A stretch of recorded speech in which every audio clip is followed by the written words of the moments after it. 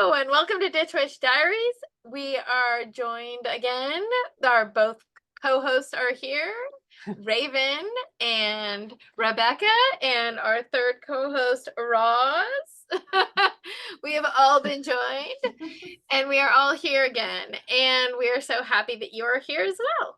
So this time we are going to be just delighted with stories from Raven. So take it away. Lemon. Woohoo!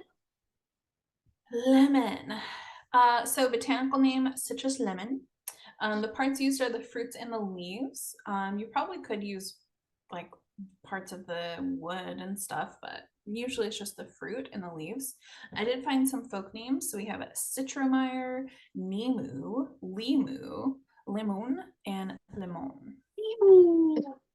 Oh, look at the little limu. So, limu. So, Lemon the golden apple. Also been discussion. Punica and Limu. Is Lemon the golden apple? I swear, I have a friend that does drawings. If you're listening, Jen, make me a Punica and a Limu. Punica and Limu. Punica and Limu. Sorry. So we talked about previously how apples are seen as like the golden apples. We also talked about how oranges could potentially be the golden apples in like the Hercules mythology. There has also been some discussion about lemons being the golden apple. It's less discussion. People seem to be more leaning towards oranges, but some people, bring up lemons. Which kind of makes sense color-wise. Yeah, that's true. That's what I was thinking too. Because like citron, so I think lemon. This is a really sweet story about lemon. This is going to be a little bit of a lengthy story. That's okay. Okay. In this is this is Chinese folklore. So it said that once upon a time, long time ago, a lemon tree and a pomelo tree grew very, very close to one another in this very old orchard. They were very old friends. They were planted at the same time. They grew up at the same time. They fruited at the same time. They were kind of like sisters. They were very close, did everything like side by side, spent their lives together. So each spring, the trees would open up their blossoms and beautiful flowers would come out. And then they turned very happy with the spring. Their hearts would fill with happiness as the birds would come and serenade them, like sitting on their branches. And the lemon tree and the pomelo tree would like bend and dance while the birds were singing to them, and the flowers smelled amazing. It was a very happy time for them.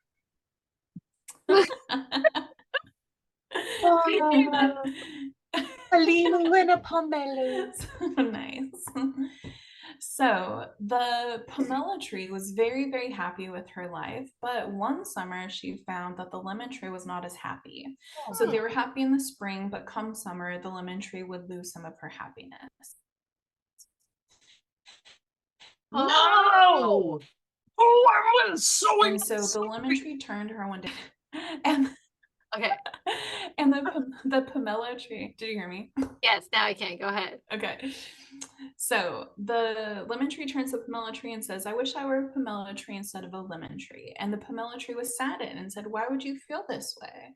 And the lemon tree says, well, your fruit is so much more loved by the children compared to mine. They find my fruit sour and bitter. And the first fruits of the season from my branches are seen inedible and they're often destroyed. And the second fruits of the season are just stored in the sun for months after month after month and then can finally be eaten. My fruits are also not sold in the marketplace like yours are. Oh. And so the pomelo tree said, but your fruits are picked just like mine. And so your fruits must also be well liked, just like mine. And the lemon tree says, well, it seems that they have their uses for my fruit, but they're not as well liked as yours are. Your fruit are sweet and juicy, and they're loved and honored. They're placed on the first table of New Year's feast, and everybody gathers together to say, look at how beautiful these pomelo fruits are. And So it's heavy on my heart that each spring we each blossom with equally beautiful flowers. The birds serenade us equally, and then in winter we fall and we look almost like twins. But once the fruit comes in the summer, yours are celebrated and mine are not. Oh, I know, Sam. very sad. So the pomelo tree then tries to like move towards the lemon tree, and she says, "I'm not sure I would say the difference between our fruits is so vast, lemon tree." And lemon tree says, "Oh, but it is. Your fruit is kissed, mine is thrown away. I wish my fruit was seen as such a blessing, just like yours were." So the pomelo tree is saddened by this, and all throughout the night while the lemon tree slept, lemon tree cries herself to sleep and then sleeps, and the pomelo tree sees this and is trying to think of what she can do. She knows that nothing that she has said to the pomelo tree has comforted her. Even when she said that just that day, the people who take care of the trees commented on how beautiful the lemon tree was, but lemon tree couldn't be consoled because of like the bitterness of what she believed her fruit brought. So Pomelo she came up with an idea. She had to wait until the next spring, but once the next spring came, Pomelo tree tried to keep lemon tree spirit up, and then it was spring again. The blossoms were coming up, the birds were serenading them. Pomelo was trying to dance, but lemon tree was still sad. And so then the honeybees come, and Pomelo turns to the bees and says, "Can I ask you to do something for me, honorable bee?" And the bee says, "Yeah, what can I do for you, Pomelo?" And Pomelo says, "Usually you come to me after gathering pollen from another pomelo tree, and then you come to lemon tree after gathering pollen from other lemon trees. This time, can you switch? So visit a lemon tree and then come pollinate me, and then visit a pomelo tree and then pollinate lemon tree." And the bee says, "Yeah, of course I can do this for you, but this will change your fruit." And Pomelo says, "Yep, that's the point." And so the bee follows Pomelo's instructions, and then Pomelo turns to lemon tree and says, "Just you wait until the summer when we fruit, and you will see how you're going to be honored." And lemon tree was not convinced, still very sad, but she tried to hold faith. So the first fruiting happened, and pomelo tree's fruits were pulled first, as they always are, and the children giddied and laughed as they peeled the pomelos, and they said, "Pomelo's fruit are more sour this year," but they were still very excited about it. And lemon tree was worried, and she said, "You let me ruin your fruit. I'm so sorry. I'm sorry that your fruit is sour." And pomelo tree says, "Let them try your fruit and you'll see." So the children pick the lemon, and then they can see that it was different from previous years, and they say, "Lemon tree's fruit is more beautiful than I've ever seen." Once it was all picked, they each took a bite of the fruit, and they said, "Oh wow, how delicious this fruit is now." And now lemon tree's heart swelled with happiness, and she felt that her fruit was now considered equal to Pomelo's fruit. And Pomelo was happy because she brought happiness to her best friend, to her sister, the lemon tree. And then this is the story of the ponderosa lemon and how it was created. Oh, I love that story. That's cute. That's the best story ever. It's a good one. Okay. So, continuing on with our stories, we have the story coming from India, where a lemon is like encircled around a person, believing that it's going to repel the negative energies or ward off the evil eye. And this is called the Nazar or Darishti. And it's also a common practice where in India, if somebody buys like a new car, that you would put a lemon in front of each of the tires and then roll over all 4 lemons simultaneously. And this is supposed to protect you from car accidents. Huh. Oh, God. That's rad. I like that. Yeah. So then we have the practice of the Nimbu Marichi, which is literally translated to lemon spicy. So the story here is that Lakshmi, who's the goddess of wellness and prosperity, has a twin sister named Alakshmi, who is the goddess of poverty and deprivation. So polar opposites, but they are sisters, they're twins, and so they go everywhere together. Lakshmi is said to like sweet dishes, but a Lakshmi likes sour and pungent dishes. And so people will hang the Nimbu Marichi outside of their homes or their stores, so that it's said that when these two entities come into the house, that a Lakshmi will see the lemon and chilies like tied together, and she's satisfied. She doesn't feel the need to go in the house. She stays outside, while Lakshmi goes inside and brings with her like the sweetness. Perfect. So the poverty stays outside. It's a good idea. Exactly. So then we have the story coming from Hinduism. So it was believed that a powerful Ashura, known as the Nimbashura, led to mass destruction and famine. And then Ashura was very powerful, and he disturbed the, or sorry, so the, let's see, he had boons from Lord Shiva and Lord Brahma. Ooh. And so, disturbed with the cruel deeds of the Ashura, Rishi Agastha performed rituals and did great penance to save the earth from this destruction, and prayed to Shakti to end the brutality of the demon.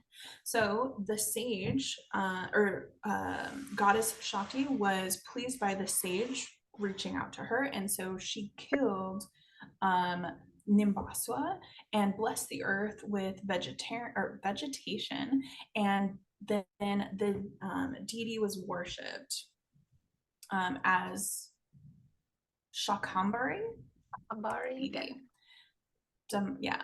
So right before the death, the demon realized his mistake. So before he dies, he realized that he caused all these problems, and so he sees the divine power of the goddess and pleaded to her to bless him with a place at her feet. So he says, like, I'm sorry, I realized what I did wrong. Please let me have a place at your feet. And so the goddess said that, yes, he can always be at her feet, but he's going to be the fruit of Nimbu Phala, which is lemon. So essentially the deity, I don't know if he like turns into a lemon or if he's represented by a lemon in the story, but there's always lemons at her feet. And so this leads to lemons being a big part of like a lot of this Hindu rituals associated with this goddess. Nice. Which is totally different than like how like witches use lemons. Like these stories about lemons are so different than like sour jars and shit like that, you know? Yeah, totally. Which is, yeah, really interesting. I mean, we do see like the association with like the demon, I guess, but it's still like lemons are used like as an offering. You can also see down here that a lot of times people who worship the goddess will wear like garlands of lemons. So yeah, it's like very different. So then we have the Ulumaki Valaku, or lemon dia. And so lemon dia is lit in the Durga Devi temples. And so there's a couple of reasons, like a couple thought processes on why this happens. But the most common one is that the scent of lemon. So let me explain what it looks like first. So you basically take this lemon. Sometimes you can see this done with limes, but it's mostly lemons, and you cut it in half, and then you like, it's easiest to juice it. I watched a bunch of videos on this. It's easiest to juice it, and then once it's juiced, you can kind of like peel apart the like edible part. Because it's so fibrous, it's easy to kind of peel off. So you do whatever you want with the fruity part and you keep the peel, and then you attach a wick into the bottom of it. You can see this here. And then typically you'll pour 1 to 2 teaspoons of sesame seed oil in the lemon, and then you light the wick. And so that's what this is. And so it said that this is usually used because the Durga, who is like a part of the Shakti, which it lemon sweetens like the atmosphere, and so once you are burning this, then it calms down those energies, those deity energies, and so it helps channel like this really powerful, almost like angry energy into something constructive and positive. Nice. Yeah. So some other people say that this less common, but it's used as, I'm gonna kill this, Rakula Alam, Puja essential. And so it says Rahu and Ketu are two of the eclipse cleansing elements of the 9 planetary Hindu astrology Hindu astrology. But same kind of general idea where they're considered a bit troublesome and meddlesome and like angry. And so this like burning of the lemon is supposed to keep them happy. So same kind of general idea, but where some people use it for this like astrology energy, and some people use it for like deity energy. Nice. We also have the SpongeBob. This comes from SpongeBob, where the like people. It's the like I can't remember the names of the like heroes, but they turn evil, and so they start doing like all these malicious things, and the group of them is called Evil, and they say it stands for every villain is lemons. Nice. I love that. Okay, so high in vitamin C and potassium, I don't know why I put that in there. It's an antioxidant, antimicrobial, anti-cancer. Most of the anti-cancer research has been done on mice and rodents, but we can generalize potentially to humans. It's an astringent, a diaphoretic, diuretic, antifungal, antimicrobial, antiviral, and analgesic. And this is all the fruit. Okay, so element air and water, which I kind of like. Yeah. We have the sun. I don't really know how I feel about the moon. And then we have, let's see, Cancer, Pisces, Sag, and then chakra is solar plexus. How do you feel about the moon? I'm not into the moon. I'm trying to find a connection. Maybe Yeah, that's me shady. neither. I'm like, what do you like? Yeah, again, you got that orange is the sun, therefore it must be fire. Sun is a golden orb, therefore must be the moon. I don't know. It's also, I don't know. It's very like uplifting, which I feel is very like solar. I don't know. think I don't it's like like it with the moon. it doesn't seem to like drive you down into like the depths of Hades, like the high priestess pomegranate. Yeah. I mean, it's a little watery, and the moon kind of ebbs and flows, but yeah, I don't know. And I don't know. I don't know that I'm liking that moon. particularly Yeah. into the moon Yeah. personally, but Yeah. you know, I always put the little question mark when I'm like, Yeah. when you're like, I don't know. I I'll don't think put it I there. think so, but maybe you do. So again, we have this polar opposite with the uses. So some people say like friendship, warding and protecting. Oh, that was supposed to be, there's a lot of typos on this one, unfortunately. Let's get rid of that. And then this was supposed to be that. Come, there we go. All right. Inspiration and happiness, so like very positive things versus kind Uplifting, of like little suns, yeah, which I could yeah, totally which I see. Like it's an uplifting scent. It's Yeah. like lemon is wonderful. Like Agreed. Yeah. bright. It's bright for sure. Yeah. It's bright. Like when you Agreed. Like during a full moon, maybe that's why moon. like Yeah, adding maybe. like lemon to culinary things too. Like you Mhm. need like just the lemon zest you even need and acid. just Yeah. It's so- exactly. oh my gosh, it Yeah. adds so like in much. the dimension. It's Exactly. dimensional. It's I could see orb. it being like used with negative because like if you try to eat a lemon, like it's not going to be good. But I think that when you, I think that it enhances a lot of flavors. And so when you're using it like you should and not eating it like an apple or something or an orange, I think it would be very positive. So it said that if you pick during a full moon and peel peel it, keep the peel, dry it, and grind it into powder. You can use powder. You can use it in pretty much anything to just kind of enhance. To enhance a recipe. Exactly. Enhance There you go. recipe. Yeah, exactly. Exactly. Exactly. Yeah. If that's not an option for you, then it said that you can peel it in one continuous strip and then dry it and powder it, and you do it that way. Cool. I like that too. I like the one continuous strip thing. It's kind of And like that's it. I know. infinity, like a I love spiral that. kind of. Yeah. Yeah. I could do that with oranges too. And I suppose can't stop me. people should, if you're like gonna make a sour jar, you should put it whatever makes you feel it's negative. So if you don't see like I Yeah. don't see lemons as negative, No. so I probably wouldn't use them in a sour jar. But if you did, then you should. Then you should. If you were like, this is sour and I don't like it, Yeah. that should go in a sour jar. Yeah. Which I think is what we've kind of talked about since we started doing this, is like it's very much open to your interpretation. And I think that that's what makes it so good and like more powerful, is like not just opening a book and doing it step by step what the book says. It's like going with what you feel, which I really associate with them. I love that. Here, stop chair. Are you done? Yeah, I am. Awesome. Yay!